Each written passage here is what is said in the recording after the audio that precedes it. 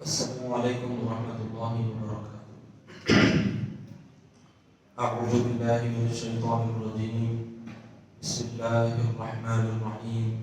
إن الدين عند الله الإسلام وما اختلف الذين أوتوا الكتاب إلا من بعد ما جاءهم العلم بغيا بينهم ومن يكفر بآيات الله فإن الله سريع الحساب. فإن حاجوك فقل أسلمت وجهي لله ومن اتبعني وقل للذين أوتوا الكتاب والأميين أأسلمتم فإن أسلموا فقد اهتدوا وإن تولوا فإنما عليك البلاغ والله بصير بالعباد. صدق الله العظيم. محترم حاضرین، ابھی جن آیات کی تلاوت کی گئی ہے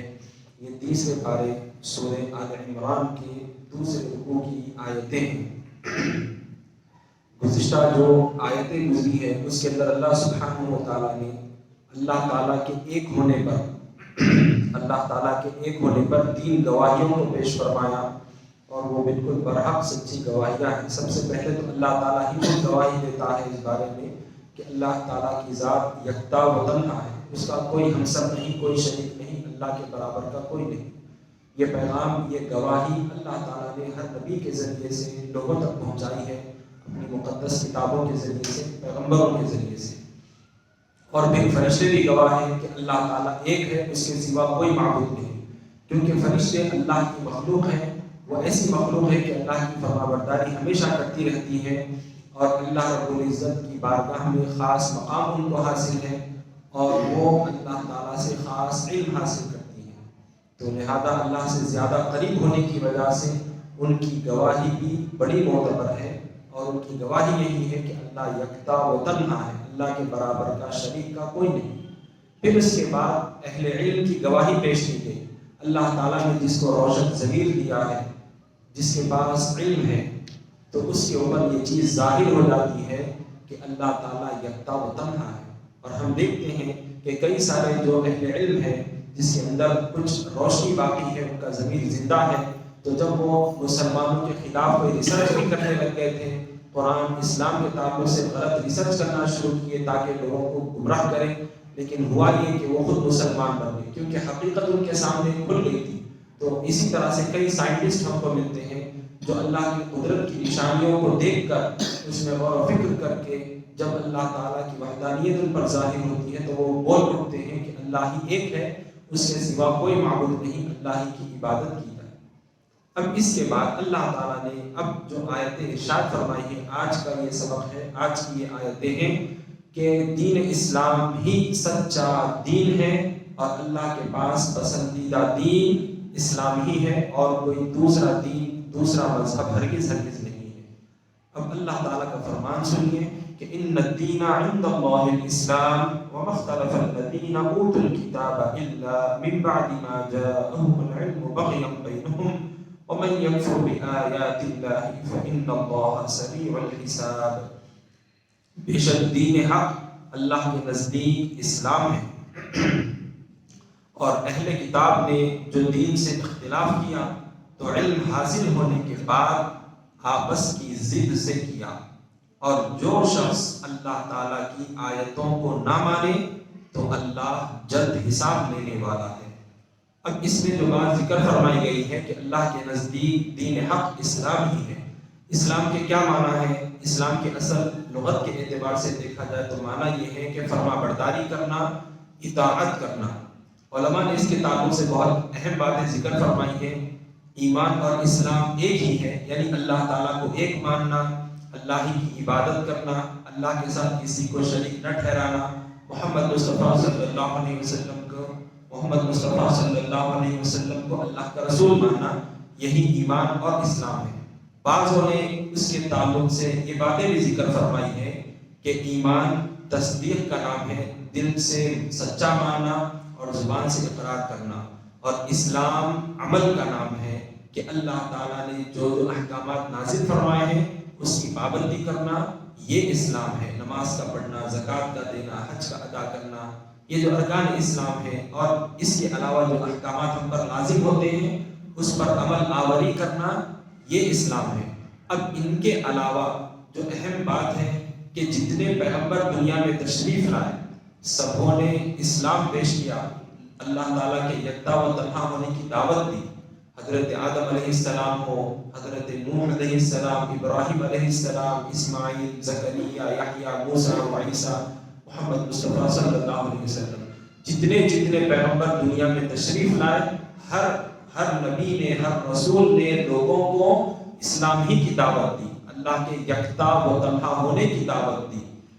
اور یہ چیز بنیادی طور پر سب میں ایک ہی رہی، یعنی ہر نبی نے اللہ کو ایک ماننے کی دعوت دی۔ اور اس کے علاوہ جو اہم باتیں تھیں، جو اخلاق کے بارے میں جو تعلیمات تھیں، انبیاء علیہ السلام نے اسی کی دعوت دی۔ البتہ عبادت کے طور طریقوں میں الگ الگ اللہ تعالیٰ نے شریعت نازل فرمائی۔ عبادت کا کسی کے پاس یہ طریقہ تھا، نمازیں تھیں، کسی کے پاس روزہ، کسی کے پاس دیگر عبادتیں اہم لازم قرار دی گئی تھی۔ اب ہم جس کو مانتے ہیں، ہم جس کی امت ہے، محمد مصطفیٰ صلی اللہ علیہ وسلم، آپ کی شریعت بالکل الگ ہے، یعنی اس کے اندر احکامات کچھ مختلف ہیں، نہ پہلے والے یہودیوں کی طرح ایسے سخت بھی نہیں، اور نہ ہی یہودیوں کے بعد عیسائیوں کی طرح بالکل نرم بھی نہیں، بلکہ امت محمدیہ صلی اللہ علیہ وسلم کو اللہ تعالیٰ نے درمیانی بنایا، امتوں کو وسطا فرمایا گیا، درمیانی امت، اور ان کی احکامات بھی معتدل ہے، نارمل ہے، بالکل سخت بھی نہیں، بالکل نرم بھی نہیں، درمیانی اللہ تعالیٰ نے اس کو بیان فرمایا ہے۔ لیکن اسلام ایک ہی ہے، البتہ یہ جو احکامات ہیں اس کے اندر الگ الگ شریعتیں تھیں، انبیاء علیہ السلام کے لیے الگ الگ احکامات تھے جو اپنی قوم کو انہوں نے سنایا ہے۔ حضرت محمد مصطفیٰ صلی اللہ علیہ وسلم آخری نبی ہیں، اور قیامت تک کوئی رسول یا نبی ہرگز نہیں آئیں گے، اور نہ کوئی کتاب نازل کی جائے گی، بس حضور کی تعلیمات پر عمل کریں گے، آپ کی لائی ہوئی شریعت پر اور قرآن کریم کی تعلیمات پر ہی قیامت تک عمل چلتا رہے گا۔ اب کوئی اس سے ہٹ کر اپنے طریقے سے عمل کرے گا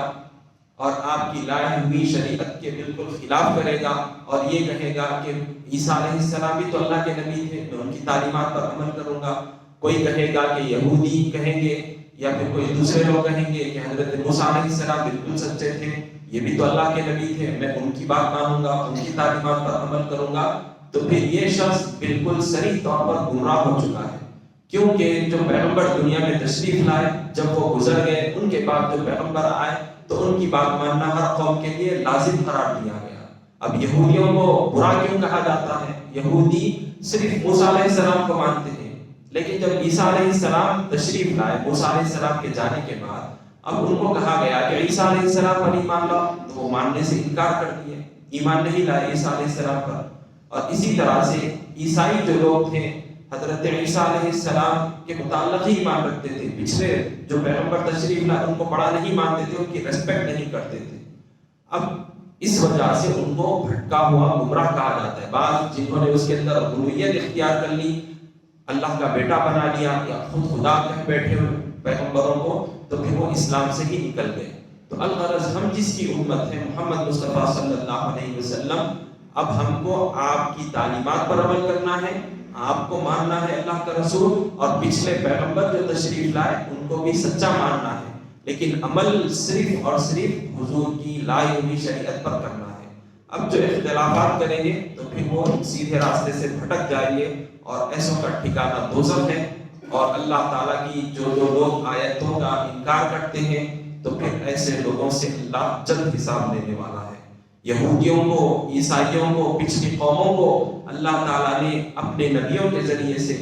آخری پیغمبر کے آنے کے تعلق سے احکامات بیان فرما دیے، حضور کے آنے کی نشانیاں بتا دی تھی، تو لہذا ان کو تورات کے ذریعے، زبور کے ذریعے، انجیل کے ذریعے سے علم ہو چکا تھا حضور کی یہ نشانیاں ہیں۔ لیکن جب محمد مصطفیٰ صلی اللہ علیہ وسلم تشریف لائے تو یہودیوں نے ماننے سے انکار کر دیا، عیسائیوں نے ماننے سے انکار کر دیا۔ البتہ تھوڑے سے یہودی، تھوڑے سے عیسائی ایمان لے آئے اور سچے پکے مسلمان رہ کر زندگی گزارے، لیکن اکثریت ان کی یہ تھی کہ انکار کر بیٹھے۔ تو لہذا جو انکار کرے گا، اللہ تعالیٰ کی بات نہیں مانے گا، تو وہ دوزخ میں جانے والا ہے اور اس کا ٹھکانہ دوزخ ہی ہے۔ اب مزید آگے اللہ تعالیٰ کا فرمان سنیے کہ جب اتنی ساری باتیں ان کے سامنے رکھ دی گئی ہیں قرآن کریم کے ذریعے سے، محمد مصطفیٰ صلی اللہ علیہ وسلم کے ذریعے سے ان کو بتایا گیا، اللہ کے ایک ہونے کی نشانیاں بتلائی گئی، اب جو نہیں مانے گا اور بحث و تکرار کرے گا تو اب اس کے ساتھ کیا رویہ رکھنا ہے، اب یہ آیت میں اللہ تعالیٰ فرما رہے ہیں فَإِنْ حَاجُّوكَ فَقُلْ أَسْلَمْتُ وَجْهِيَ لِلَّهِ وَمَنِ اتَّبَعَنِ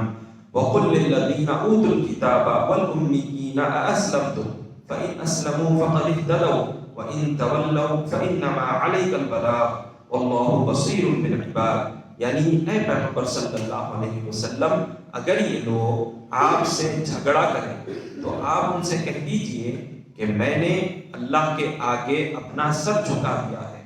اور جو لوگ میرے ماننے والے ہیں، پیروی کرنے والے ہیں، انہوں نے بھی سر جھکا دیا ہے۔ اور اے پیغمبر صلی اللہ علیہ وسلم آپ اہل کتاب اور عرب کے ان پڑھ لوگوں سے فرما دیجئے کیا تم بھی اسلام لاتے ہو؟ تو اگر وہ اسلام لے آئے تو یقیناً سیدھے راستے پر آ گئے، اور اگر وہ منہ موڑ لیں، اسلام لانے سے انکار کر دیں، تو اے پیغمبر صلی اللہ علیہ وسلم آپ کا کام صرف پیغام پہنچا دینا ہے، اور اللہ بندوں کے اعمال کو خوب دیکھ رہا ہے۔ تو لہذا اب ان کو بتلا دیا گیا کہ اتنی ساری دلیلیں پیش کر دی گئی اللہ کے ایک ہونے پر، قرآن کریم نازل کر دیا گیا جو کہ سب سے بڑی دلیل ہے اللہ کے یکتا و تنہا ہونے کی، اور آج تک کوئی اس کا مقابلہ بھی نہیں کر سکا، نہ کوئی کر سکتا ہے قیامت تک۔ تو پھر یہ ساری چیزیں روشن ہیں، اور پچھلے پیغمبروں نے جو پیغام دیا، محمد مصطفیٰ صلی اللہ علیہ وسلم نے بھی اسلام ہی کو پیش کیا، اللہ کو ایک ماننے کا پیغام دیا جو اب تک سلسلہ دنیا میں آدم علیہ السلام سے چلتا آ رہا ہے۔ تو یہ کوئی نئی بات تو نہیں ہے، اللہ کو ایک ماننا کوئی نئی بات تو نہیں، پہلے پیغمبر بھی یہی عمل کرتے رہے، محمد مصطفیٰ صلی اللہ علیہ وسلم آئے، آپ نے بھی یہی دعوت دی۔ تو لہٰذا اب یہ سب چیزوں کے بعد اگر انکار کرتے ہو تو پھر تم بھٹک جاؤ گے اور اس طرح سے اللہ کو ناراض کر بیٹھو گے۔ اب جو لوگ مان لیں گے، پیروی کریں گے محمد مصطفیٰ صلی اللہ علیہ وسلم کی، تو وہ کامیاب ہوں گے۔ اب جو ماننے والے نہیں ہیں تو حضور کے ذریعے سے ان کو بتلا دیا گیا کہ حضور کا کام پہنچانا ہے، بس اب تم مانو یا نہ مانو، کل اس کا جواب تم کو خود دینا ہے۔ اور یہ بات یاد رکھ لو کہ اللہ تعالیٰ بندوں کے اعمال کو اچھی طرح جانتا ہے، بندوں کے کاموں سے اچھی طرح سے واقف ہے کہ کون کیا کر رہا ہے، کس کی کیا نیت ہے، اور اللہ تعالیٰ گناہگاروں کو، نافرمانوں کو سخت سے سخت سزا دینے والا ہے۔ وصلی اللہ تعالیٰ وسلم علی خیر خلقہ سیدنا محمد وعلی آلہ وصحبہ اجمعین، والحمد للہ رب العالمین۔